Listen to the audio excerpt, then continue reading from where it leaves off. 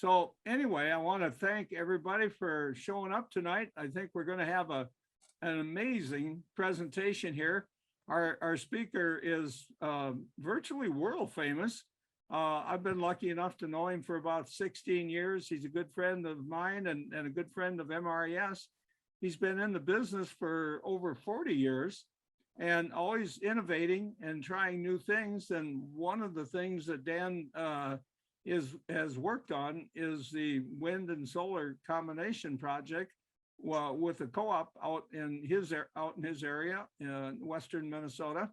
And so we're going to be talking about that and showing some of that at the Eco Experience this year.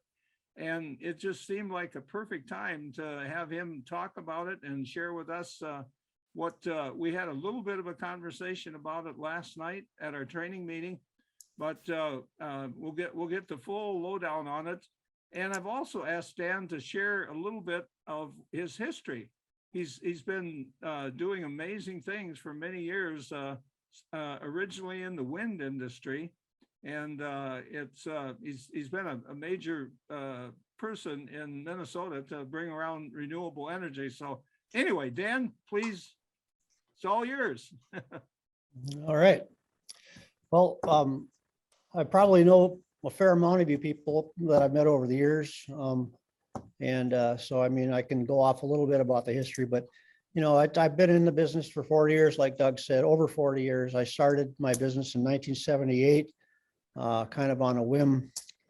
I read the Wall Street Journal that they passed PURPA in 1978, and I had kind of stumbled into wind a few years before that while I was a road musician. I was a guitar player in a rock and roll band, and we were playing on the road, and we were up in Alaska, and I helped a guy put up a wind turbine there that I was giving guitar lessons to, and I got shocked by the inverter, and so I thought, wow, that thing actually made enough power to knock me on my butt, and so it kind of got me interested in it, and so I started my business in '78, and there really wasn't much technology, as Rich can attest to. In those days, there was no wind. I mean, the biggest wind turbine I could find was old rebuilt Jacobs machines that were no bigger than my arm span.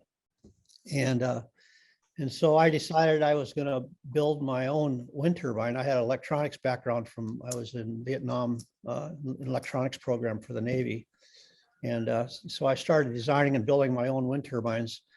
And I built those up until about 1986. I built them for farms and small businesses up in northern Minnesota. And that's when we initiated the net metering rules that we talked about earlier, was part of that.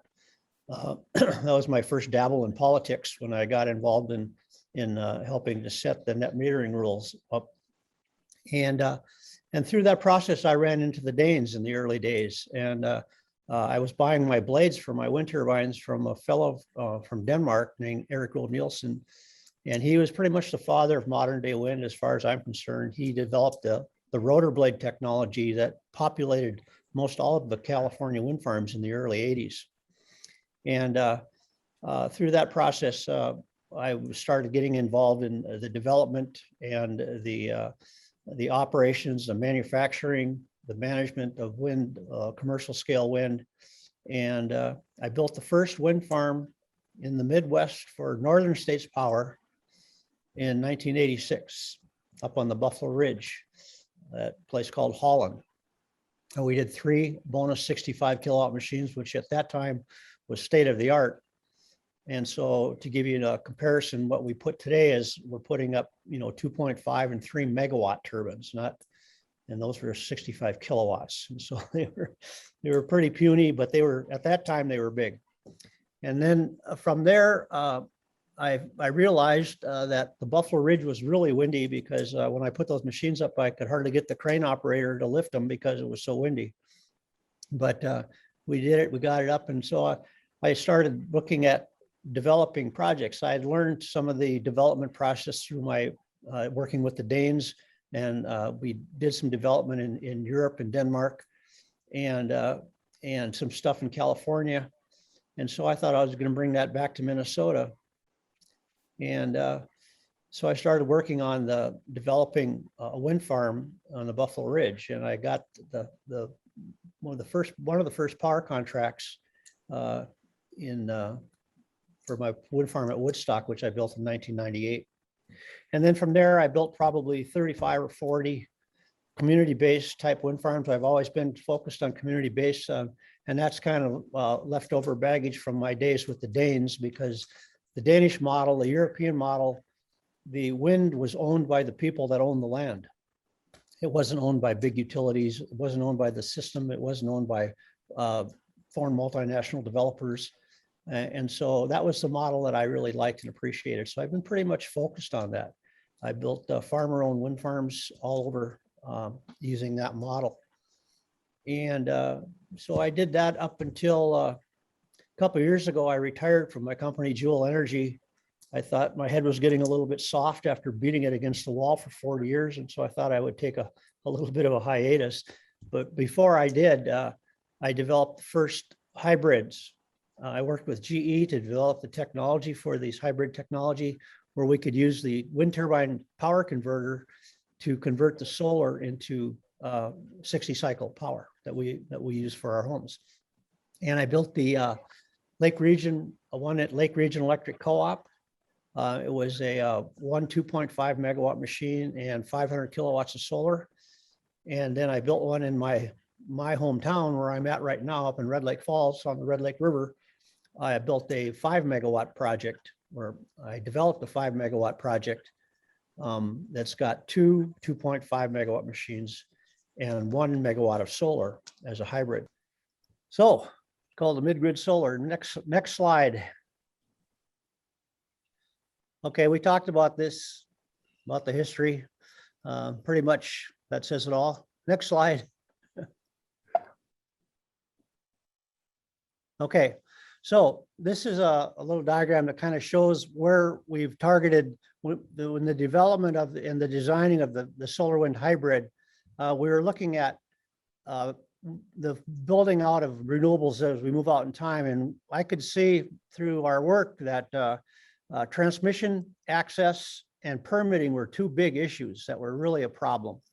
And so the hybrid was developed as something that we could plug into the system and blend it into the system close to the load where the power is being consumed, which reduces costs and actually allows renewables to move forward without getting tied up with years and years of transmission studies and the permitting process. It just takes one guy with a lawyer to stop the big wind farm. And so that was kind of the idea of it. And so this little diagram shows the system that we all know and love. At the top, we've got the power plant, which is consuming coal or gas, and it's delivering all kinds of nasties out those smokestacks. And from there, the power goes into a big step-up transformer that kicks the power up to a high voltage transmission line of 345,000 volts. That's the big ones that you see with the lattice towers, and then also along I-94, that's the ones that they just built for CapEx. And then that goes to a substation, which kicks it down to 115,000 volts, and that's usually the double wood poles that we see strung across our countryside. And then that goes to another substation, and that kicks it down to 69,000 volts, which basically goes down to another substation, which kicks it down to 12.5, 24 kV or 12.5 kV. And then it gets into the distribution system, and it goes to the farms and the schools and the businesses, all of the things at the bottom. And if you look at that process, the losses incurred from the transmission line losses and the transformer voltage loss, the losses in a transformer, you lose 2 to 4% of your energy just in the transformation process at these transformers. By putting commercial scale wind and solar, you're hitting winter, summer peak energy, delivering it right to the load where it's being consumed. And that was the whole idea behind developing this hybrid technology that can be put in right next to this communities throughout America. And in the process of developing the technology, we added into it the ability to add storage, either at the substation site where it says local substation on the bottom left, or at the home or small business itself, because we've been working and talking to municipal utilities who are very interested in the generation technology and the storage. If you put the storage out at the substation level, if there's a grid failure, the storage goes down with the grid. And so they want to put storage in at the home and small business level, so they can basically have grid resiliency for their communities out here in the hinterlands when the grid goes down. Because I don't know how many of you live out in rural America or rural Minnesota. We do have power failures fairly regular for a multitude of reasons. Storms, weather's the big one. And so that was the idea. And so the solar bank is technology that I developed that's basically home and small business storage and solar system that provides that grid resiliency. And then that communicates with the SolarWind hybrid out at the project itself, out by the local substation. And so you can use the storage as a component into the power contract to increase the value of the energy if you can do peak power. And so when you take a home or business offline and put it onto the solar bank, that's basically like starting a generator at that place. And so that adds value to the power contract. And so the whole idea is to produce commercial scale power right close to the load, and then have storage distributed throughout the community that basically acts in conjunction with the SolarWind hybrid to firm up that power and make it more valuable. And that's the whole idea of the whole concept of the hybrid. And we had to jump a lot of hurdles. We had to work with the Federal Energy Regulatory Commission to change the rules a little bit, because when you go to tie into the system, even at the local substation level, you have to do a transmission access study, and you have to go through the MISO, the Midwest Independent Systems Operator. And historically, the projects, it didn't matter what size you were, you'd get into this queue with all of the big Iberdrolas and the Florida Power and Lights and the NLs and all the big multinational wind farm players. And you get lost in the shuffle. It would cost hundreds of thousands of dollars and take years and years to get an interconnection agreement. And we couldn't do that with these type of community-based projects. And so we petitioned FERC to adopt what they call fast track rules for projects of 5 megawatts and below. And that was adopted 2 years ago, 2.5 years ago, just when we were getting on these projects in the ground.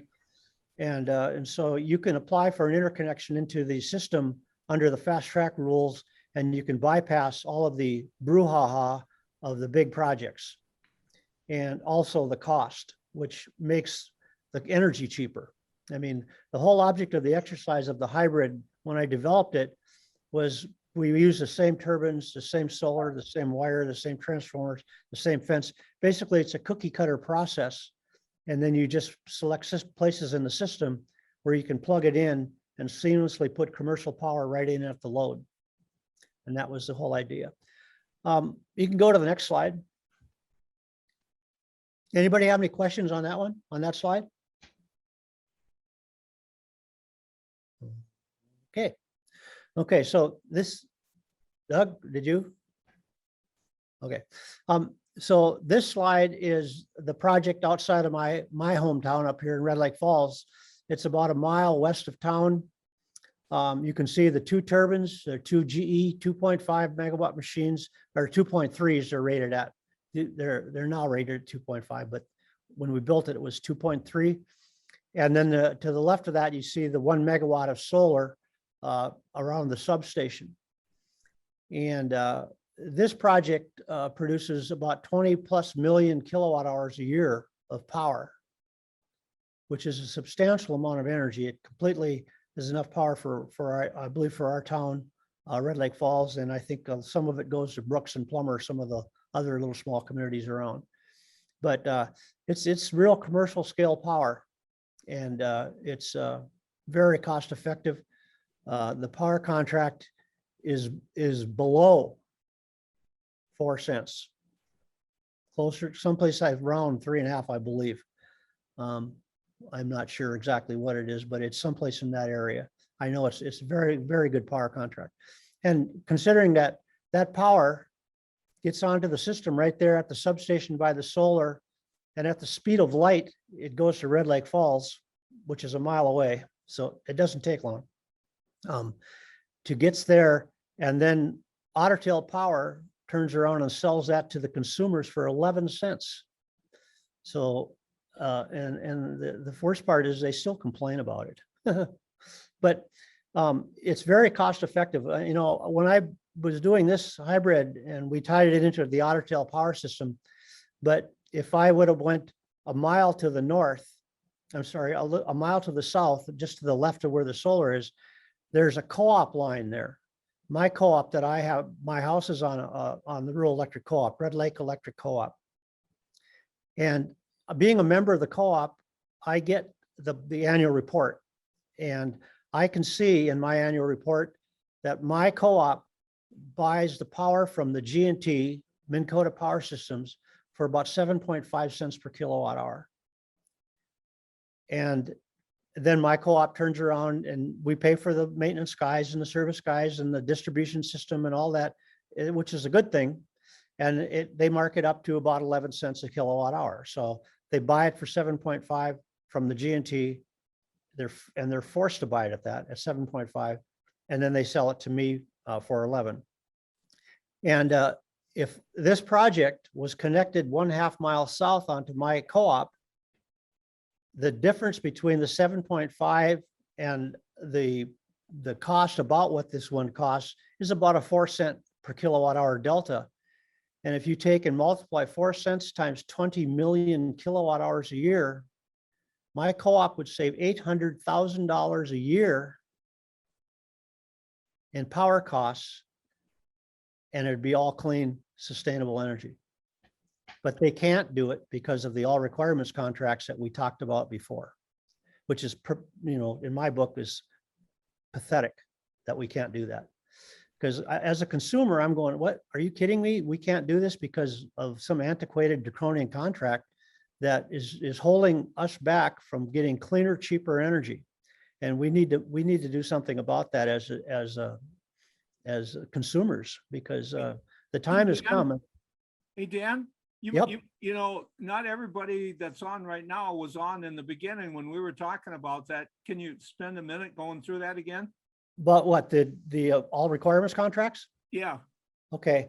Most all of the co-ops in the Minnesota system, the generation and transmission utility that produces the power and sells it to the co-op, because basically you can look at the co-op as being the retail outlet for the power, and the GMT, the generation and transmission utility, is the wholesale provider. They generate and transmit the power to the substation of the local co-op, and then they sell it to us. And back when the REA was formed in the 30s and 40s or whatever, the GMT said, well, look, if we're going to finance these coal plants through our federal government, the USDA program, we need to have certainty that these co-ops are going to buy power, because at that time there was no open access market, there was no MISO, and they needed to do that. But that was 40, 50 years ago. And so they signed these all requirements contracts, and here we are 40 or 50 years later, and they're still having to adhere to these contracts, even though that power plant has probably been paid for many times over in 40 or 50 years, for Pete's sake.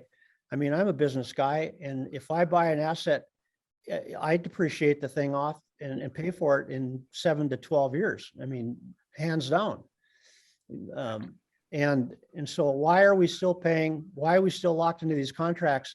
And the other side of the coin is they don't need us rural consumers to buy that expensive power. If they got that power, sell it into the market, sell it into the MISO market like everybody else has to do in the energy business. And so that's, to me, that's one of the biggest problems that we face in the development of clean, sustainable energy in rural Minnesota, is the fact that we have these all requirements contracts. Our co-ops have these contracts, and a lot of municipal utilities have these same contracts that are basically handcuffing them from really doing anything. And it's really a bad situation, and hopefully that will get rectified. And again, if they have that power and they want to sell it into the market. And in fact, I talked to a GMT that I won't mention and said, hey, why can't you just sell your power into the market instead of forcing us to buy it? And he said, well, I couldn't get as much for it. Well, okay, so then you're screwing us for what reason? I mean, that doesn't make any sense. So it's, don't get me started. Oh, it's too late. Anyway, so this is the Red Lake Falls project. And it's, again, a 5 megawatt project. And it's the interconnect on it is 5 megawatts. And that's because the GE technology that we developed and used with GE basically uses the wind turbines power converter to convert the solar to 60 cycles.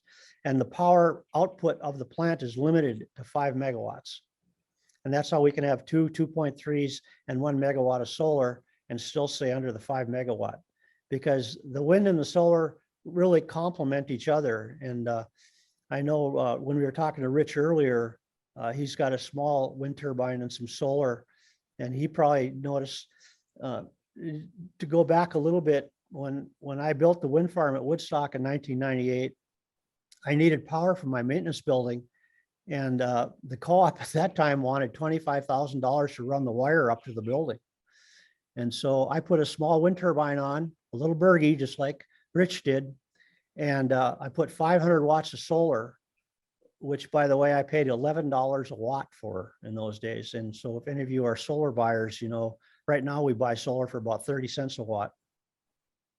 So it was pretty expensive. But what I learned from that is that the way the weather systems move in our neck of the woods is that the high pressure is the sun, hot sunny days, and the low pressure is windy cold days. And so when you're looking at winter summer peak, and so what I found out at my little maintenance shop on my wind farm at Woodstock was that with a little bit of batteries, I had power all the time, because it was either windy when the low pressure was moving in or sunny when the high pressure was moving in. And that was the whole the seed and the genesis of the hybrid concept that we built that. And so this project here that you're looking at, when the cold winter wind blows, those wind turbines are putting out max power. And when the hot summer days are going, those solar panels are putting out max power. And they really complement each other and provide fairly firm power. That's why a little bit of storage goes a long way when you're using hybrid technology. Okay, you can go to the next slide. Okay, this is just a breakdown of the energy production. Now, this breakdown is, you can see that the machines are 2.5 megawatt machines with 127 meter. The project at Red Lake Falls, the one we just looked at, the turbines are 2.3 megawatts and the rotors 116 meters. And so they're a little bit smaller, but these are the ones that we're using today in the projects that we're working on today. And so the annual wind speed at that site in Red Lake Falls was 7.2 meters per second. I just use that as just a benchmark. And the average peak solar is 4.5 peak hours per day. And so the annual wind production is 22.2 gigawatt hours, 22,200,000 megawatt hours of power. That's a tremendous amount of power for just that small project. And then the solar is 1.3 megawatts, which is 1.6 gigawatt hours, or 1.6 million kilowatt hours. And so the total solar wind hybrid output is about 23.8 gigawatt hours of power. And if I was going to try to do that with solar, it would take me 18 megawatts of solar to provide the same amount of kilowatt hours or gigawatt hours. And the reason I put that on there is because we talk about land use. And one of the things with the hybrid concept and the hybrid technology is that project, could you go back to the slide real quick, the one before, no, go back there. You can see that the turbines, the road, and the solar consumes about 7 acres of land altogether. The turbines take about, half an acre for the road and the turbine pad. The turbine pad is basically 70 feet by 70 feet, and then the road. And then the rest of it is of the acreage is the solar and the substation. So to produce the 23 gigawatt hours, we use 7 acres of land. Okay, so now go ahead on the slides again. One more. And so you can see that the SolarWind hybrid, it takes 7 acres of land to produce the same amount of power as 18 megawatts of solar, and 18 megawatts of solar takes 110 acres. And the installed cost of the hybrid was 11 million. That's actually rounded up. It was closer, almost closer to 10 million. And if you wanted to do 18 megawatts of solar at $1.75 a watt, it's 31 million. So the hybrid is a much more cognizant use of land, and economically, it's a very good way to produce winter and summer peak power and deliver it right straight to the load. So you have no fuel, no emissions, no waste, no water, and no transmission costs in your economic formula. And if you're producing power, if you can eliminate those 5 bad boys, you should be in good shape. Okay. Next. Dan, Yep. are you going to discuss the storage component of this? This one does not have storage on it, but we have it designed to accept storage. When we built it, I looked at a couple different chemistries of storage at the substation level, and it just didn't pencil out, and I wasn't comfortable with it at that time. But it's plug and play. Whenever the storage technology at the megawatt scale, you see, I think this Connexus in Minneapolis has done a 10 megawatt storage thing, but I'm not sure if they're doing arbitrage because they're basically doing, I think, frequency control. I'm not sure. I'd have to ask them for sure, but I wasn't real comfortable with, I've been looking at storage for a long, long time. I've been dealing with batteries for a long time. And what's arbitrage? Arbitrage is basically storing the energy to sell later at a higher price. Basically, if you store power and the reason why you want to store power from like a wind or solar project is because at certain times of the day, there's no load in the system and the power loses its value. But if you can store the power for a while and then sell it later in an arbitrage, you get a higher value for the power. And that makes the economics of the cost of the storage work. Without the ability to do that, the storage is way too expensive and it doesn't work. And some utilities are using storage right now for doing frequency control, where they can put it on for 20, 30 seconds at a time to adjust the frequency to keep the frequency, or they're doing VAR support, which is voltage support, where if they get a voltage sag, they can energize the solar or the storage real quick, and it'll bolster the voltage and keep it from burning out our appliances in our home. Cool. So that's what it is. But that's why this project we didn't adapt storage to that. The Lake Region project, we're looking at storage right now, but that one didn't have storage either. They're considering the 2 options because the co-op has the option to do distributed storage or central station storage. And I talked about earlier the values of having distributed gives you more grid resiliency for the community, where substation storage, if the grid goes down, the storage goes down, and it doesn't add any value for grid resiliency. But I think as we move out in time, it won't be much longer. And the other thing too is that, like that hybrid outside of my town here, one of the things that I thought about when in the development of it was, I have an electric car. I have a Chevy Bolt. And to me, that's the transportation fuel of the future for us rural Americans. I mean, my little car, I can drive, 240 miles in that on $6 worth of electricity. And so as we start to economically realize the value of electric cars in our system, having these type of generation points where we can produce very low cost clean energy and use the cars themselves as the storage mechanism for that power, That's a big deal. And I like looking out my window and seeing those machines running and saying, look, there's an oil well out there for my car running every day. And it's a good thing. And I do think that for what we do in the cities too, I mean, the cities is great, but XL Energy's got a different, they aren't going to do a lot of hybrids in the cities because they have so many people in one spot. You know, the hybrids are mainly designed for the rural sector. I mean, XL is doing a very good job of doing large scale and building the wires to bring it into the consumer load. That's a sticky wicket, and they're doing a good job of it. And I think Chris Clark has been very insightful in how he's going about using the wind, solar, and gas to create. Because everybody in the energy business realized a few years ago that these big central station power plants, especially the coal, you can't take your foot off the gas pedal. And so when you turn that thing on, it's putting out full power. And if the load goes down, like Sunday morning, and it's 50 degrees, and Sunday morning, and there's no businesses open, and there's nothing going on weather-wise, they've got so much power into the system that they're just losing.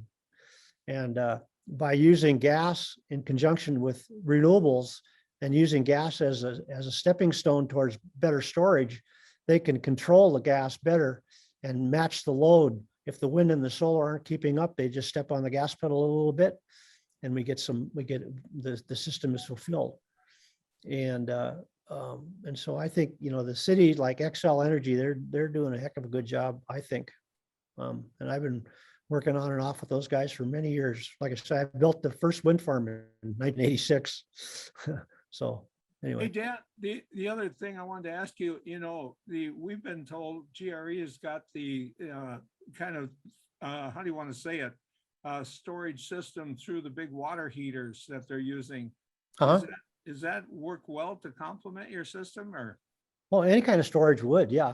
That's a little bit different. I mean, if you're using battery storage and you store the power in the battery, when you need it, you can do it. With the water heater system, you can take the water heater but you can't really count on if you need to reduce load and the water heater is full. I mean, it's not like it's a dispatchable energy. Yep. Okay. It's a good storage mechanism, and it works good. I mean, a lot of co-ops have used thermal storage, in-floor heat, and water heaters very effectively. But batteries gives it another level of where if you got that battery system there and your system is in a peak load and you need capacity, you can hit a button and dump that stored energy into the system and reduce the peak demand. And that's where the value comes in battery storage. Yeah. But thermal energy storage is very efficient, very effective.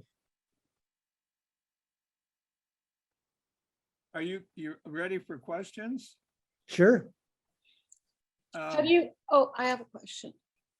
My first one up at the top, I guess, was how far away? I know the wind and the solar need to be co-located, and also the transformer. How far away can the transformer be? Well, you can just the wire size. You can, whatever your distance is, you can put the right wire size in to be efficient. But I mean, in the hybrid that you saw on that one, with the GE technology, the solar has to be fairly close to the turbines. Yeah. The power flows from the solar to the turbines, into the power converter of the turbine, and then into the transmission, into the transformer, and into the grid. And so that does, but in other cases, I mean, we're going to see hybrids that aren't that, where you could put the solar a half a mile up the line and have its own inverter and just run the high voltage to the substation. And it wouldn't use the WISE technology then? Well, you don't have to use it. Shall I put it that way? Okay. So you can if it works, and you don't have to if it doesn't work. And so it's just kind of like an option thing. The value to the WISE technology, the hybrid technology from GE, was that that you had one single point of conversion for the power. So it reduces the capital cost of having another inverter.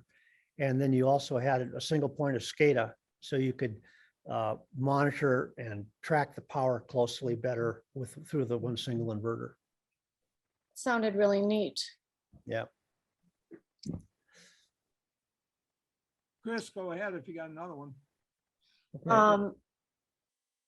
Yeah. Oh, do we, this is kind of probably a silly question, but do we need GMTs anymore?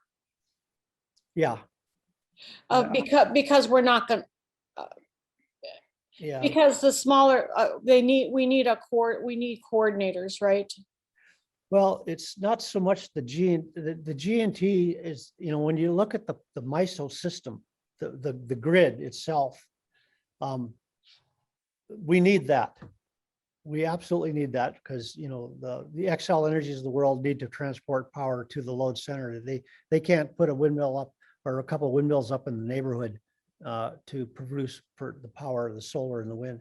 And so the system is still needed for sure. But I think as we move on in time, the hybrid technology and some battery storage is going to create the possibilities for rural communities to have microgrids, which would reduce the strain and the need for add additional power plants on the big system as a whole. And so, yeah, the GNTs are part of the MISO, a part of the grid system itself. It seems like they are, from what we hear from various people who have participated in these speaker meetings, is that their GMTs won't let them do the 5% renewable energy, or limit even that's a small amount when you could be making more. And so they're, and so it's so, I don't know, inbred sort of board level decision making that is really inhibiting the growth of this industry. Absolutely. It's exactly what it's doing. So how does, how do you work to sort of streamline GMT ruling? Well, that has to be done. When you talk to the GMTs about it, they say that it's because the RUS, the REA, basically the Rural Utility Services, is saying that they have to because they've got this money out there for these power plants that they built 50 years ago. But the reality is that there's an open market for the power, if that power is economically doable and it can compete, then what's the problem? Why shouldn't they just sell it? If they can't sell it to the co-op, it would be great if the co-ops and communities had the option to do their own renewables if they felt it was economically viable for them to do it. Let them make the economic and social economic decisions. But and so how to fix that? There's a lot of people working on it, trying to do it. In fact, there's some co-ops in Colorado that has actually sued their GNT to get out of their all requirements contracts and had to pay a huge number for that, which is really not right, I don't think. But they want to do it. And, it's kind of a funny thing when you talk to the board members and the people in the co-ops and the munis, they're very interested in being able to control their own energy. And they see the wind and solar technology is reliable and it's there. It works. It's a global phenomenon. It's working all over the planet. And so they're kind of going, well, why can't we do this? Why can't we do this? And, that's a battle that they're probably going to have to step up to. But I don't think it's right either. And I've said that many times, and I've gotten a lot of trouble for saying that out loud many times. Well, and I know I worked with Tim Thompson, as you know, to work on a story for the Eco Experience on his project. Yep. At Pelican Rapids. And he said that it was very difficult for him, even working with GRE for the 5% and trying to, it was just lucky that a farmer came up and said, I got this land. And he'd have to, things finally fell into place after a very long struggle. Yeah. We had many the siting was difficult, and the siting was only difficult there because of the Pelican Lake and all of the Lakers and all of that stuff that had some influence on it. But I've never really had any trouble with community projects other than that one from the siting standpoint. But Great River was, they were fairly difficult to deal with, but they did it. I mean, it's in the ground and Yeah. it's there. So Yeah. I think they're trying. You got to remember they're grappling. They got that coal plant out in North Dakota that, I think they just voted to sell it. And Sale fell through. They just had Mhm. we had a guest speaker last month and the sale fell through, didn't it? I'm sorry, what was that? I think the sale fell through. Oh, it did? Yeah, they voted it down. They tried, the buyer changed the terms of the original agreement, and then they voted to not sell it at that term. Yeah. It was just in the paper last week, I think it was. And it was Oh. Connexus that really pulled the plug because they were. Oh, really? Yep. Good for them. Well, I think it was kind of a ruse anyway. I mean, to say that they're going to do carbon capture and do that thing lost $170 million last year. And so how are they going to economically and cost effectively supply power if they're going to put carbon capture technology, which is extremely expensive and doesn't really work? That doesn't really work, right? I mean, so what's the point? I'm glad that they didn't do that. So they're going to shut the plant down in 2 years. Is that what the plan is? I don't know what the plan moving forward. All I know is that they did not approve the sale as it was written recently. Yeah. And the article in the Star Tribune, would maybe went into more detail. I think I just sort of caught the headline. Yeah. Dan, what happened is a fossil fuel group out in North Dakota, Rainbow, is going to buy it and run it, and then the what do you call it? Another company that's tied to them is going to take over the power line from out there to the Twin Cities. And so they're saying they're going to open it for renewables along the way, but if it's full with energy coming from that plant, it probably won't happen. So it's really a major disappointment. So, hey, one other thing I wanted to ask you, are you open to talking about some of the other stuff we talked about, the work with Warren Buffett that you're doing? No, not really. I mean, Okay. There's various entities that are interested in doing distributed renewables for multitudes of reasons. Car companies, train companies, all these companies they're looking at the future of what's going on with our transportation system. And so distributed renewables are going to play a big role in all of those aspects of it.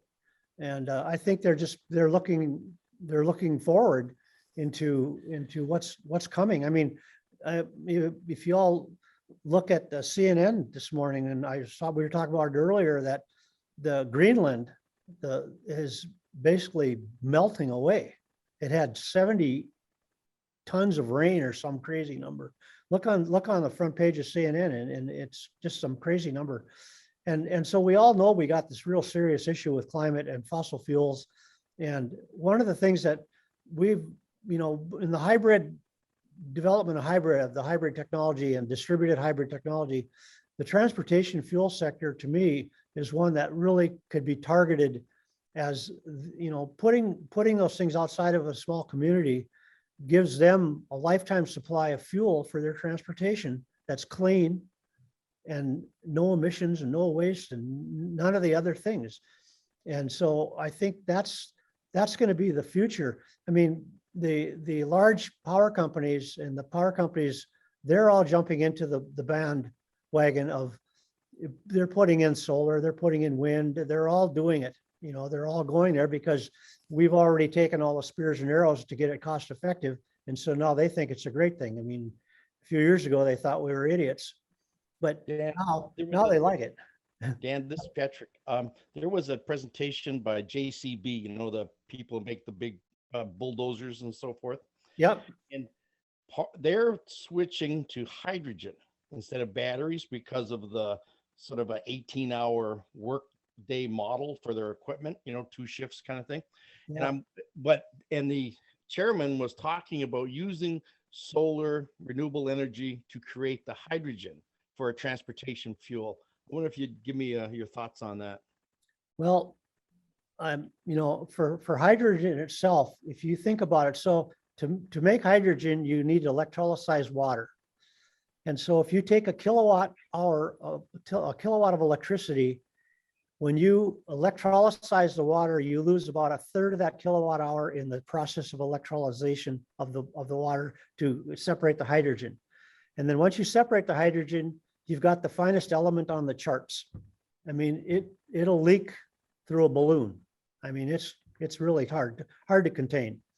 And then if you do manage that and you get a few losses on it, then you have to convert it back to usable energy, electricity or transportation or whatever. And so then you lose another. And so at the end of the day, that 1 kilowatt hour that you use to make the hydrogen, well, 3/4 of it is lost in the process of making it a usable energy. And if you take that same kilowatt of hour and put it in a high efficiency battery system, you might lose 10% or 15% of it, but you're not going to lose 70%.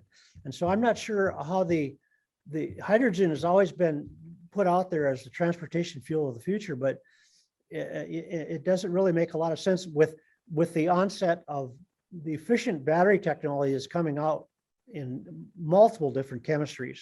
I mean, that's one of the fastest growing things in the planet is the battery chemistry evolution. And the guys down at Morris have taken and they're electrolyzing water, making hydrogen, and then making anhydrous ammonia. And anhydrous ammonia is a transportable fuel. And it's got its flies in the soup too. It's a little nasty and stuff like that. But and so people are working at it and trying to figure out how to do it. But I don't think we're going to see a lot of hydrogen cars because most consumers, I know in the early days when they first started talking about hydrogen cars and hydrogen fuel, everybody thought, oh, I'm going to put a bomb in my gas tank, and, hydrogen bomb in my gas tank, even though that's probably not the reality, but how perception is on consumers. But, battery storage technology, the chemistries are becoming so efficient and reliable, and we're really understanding how to manage and how to make them work. The lithium batteries, a few years ago, we always had to worry about, they would thermally run away and they'd have this issue and that issue, but the advancement in the battery management systems that control the charging and discharging, and that's the key to the success of those batteries, is very sophisticated, very sophisticated. And so I think that even the heavy machinery guys are going to find that there's going to be batteries out there that are going to give them a good 12 hours of hard labor. And, they're going to probably have batteries that they can swap out. They just back the machine up to a spot, take a forklift and drop one battery, put another battery in, and they're back at it. Just like they do with forklifts now in warehouses. Exactly, only on a bigger scale. Do you think that the solid state, I hear a lot of talk about solid state batteries. You think is that where they're going, or are they going more towards the capacitors with lithium ion? Or? Well, it depends on what you're looking to store. I mean, if you're trying to do utility scale storage, you're going to see more of a flow battery technology. And I know Yes. Buffett and Gates have got this iron battery that they think is very promising, but the thing weighs a lot. And so it's not going to be in any cars. Is that the iron Edison? Yeah, Yeah. that's it. But Yeah. that's very promising chemistry. Yes, And- stationary. But what about for your local Honda driving to the supermarket?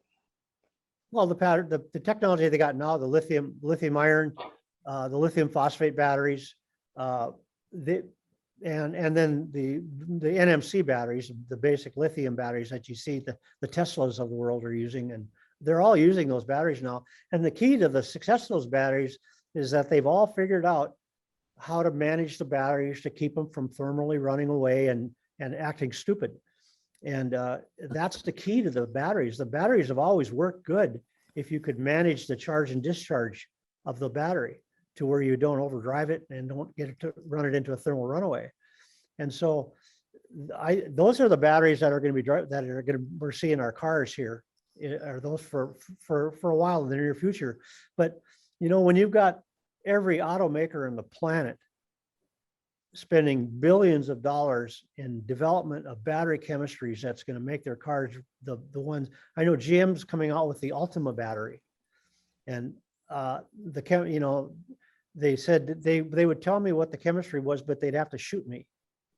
So it's coming, it's out there, and we're going to see a lot of it. And that goes back to what I said earlier about, if we're going to start electrifying our transportation system and our construction system and farms. John Deere wants to have electric tractors to basically be autonomous and all that good stuff. And it's all going to take more power. And we're decommissioning coal plants left and right because we know what it's doing to our planet. What are we going to do? And so, that was one of the things that we were driving us on the development of this distributed hybrid technology. And then you couple that with some sophisticated battery system and you got it. That's it. Dan, there are a couple of questions from, there's one from Joe and a couple from Martin. You guys want to pop in with your questions? Also, Barbara had her hand up too. Well, I wondered if you use natural gas generators then on still nights. Is that your go-to for the hybrid, to keep the hybrid things going? No, because we're not an autonomous system. We're just part of the grid. Right. So, all right, you take it off the grid, but what feeds the grid? No, we don't take anything off the grid. We only put into the grid. Right. And so if you think of the grid as a bottle of water, so you got a bottle of water in front of you, and in the top of that bottle, you've got oil, gas, nuclear, wind, solar, coal, all dumping into the bottle, filling the bottle. And the bottle is the grid. And at the bottom of the bottle, you've got Minneapolis, Red Lake Falls, and other communities taking the power out. And so the level of the bottle moves up and down.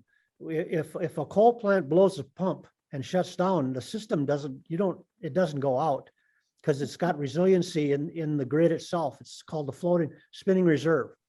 And so the wind and the solar on the hybrid, they produce power when the system needs it the most, on the hot summer days and on the cold winter nights. And then in between that, the system kind of fills in the gaps where it's needed. And you sell power you don't get full capacity payment.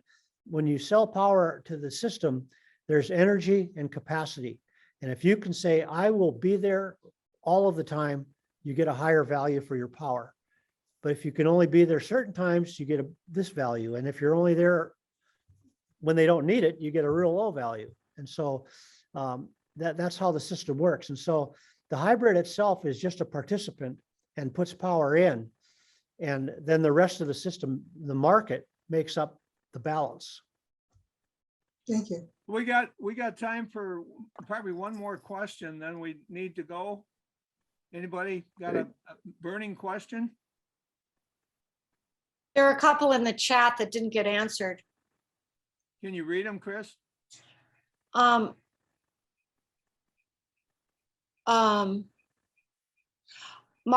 are you there?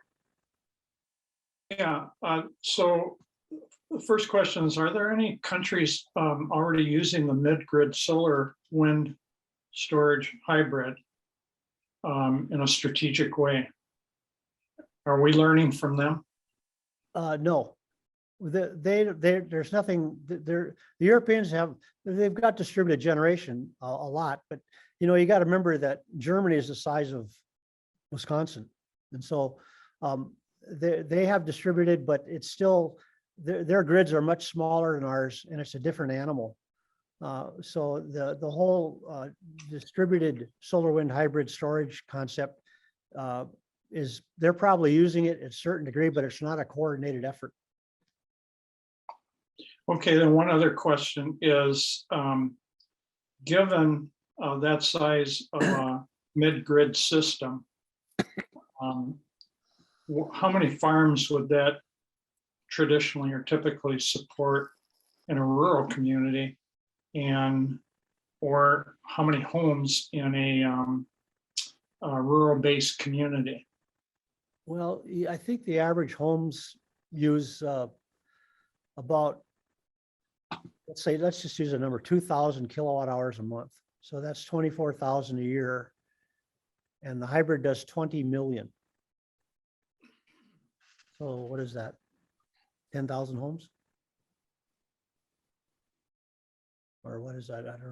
I don't have my calculator in front of me.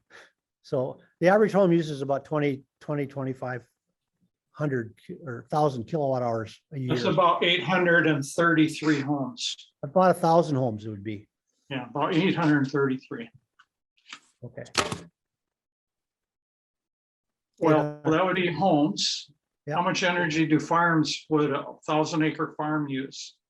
Well, it depends on if they have grain hauling, grain moving, they have grain dryers. You know, there is no average Right. farm.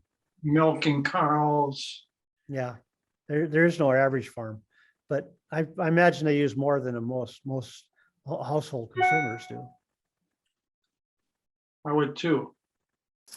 The Department of Agriculture should have that data as to what the typical dairy, beef farms, grain Yeah. products.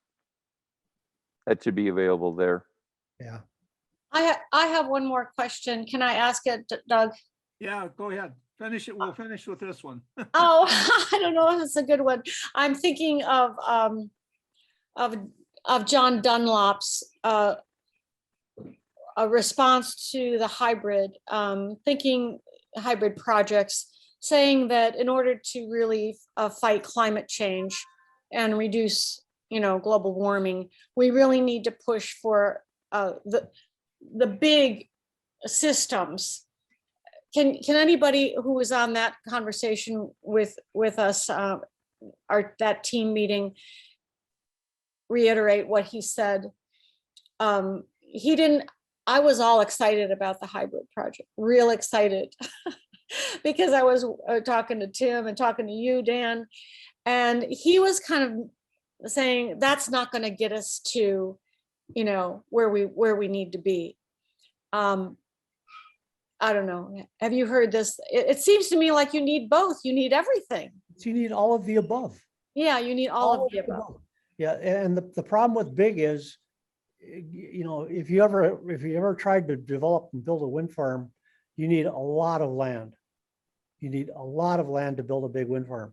And so you got to go through the permitting process, which is off the charts crazy. And then once you build it, you have to have the transmission, you have to get the power to where the consumer is. And you can't build big next to Minneapolis. You can't even get close to Minneapolis with a big wind farm. And so, obviously we need all of the above. And so if we can do the hybrids in the rural sector and let the big guys use the transmission lines to get the big power to the load centers, the system is going to be more efficient. Instead of having to tap off the big system and feed it up on all the little ancillary places, you can just focus on sending the big stuff to the big place and let the local rural communities have their own microgrids and not be a burden on the big system as a whole. Right. Very good. Very All good. of the above.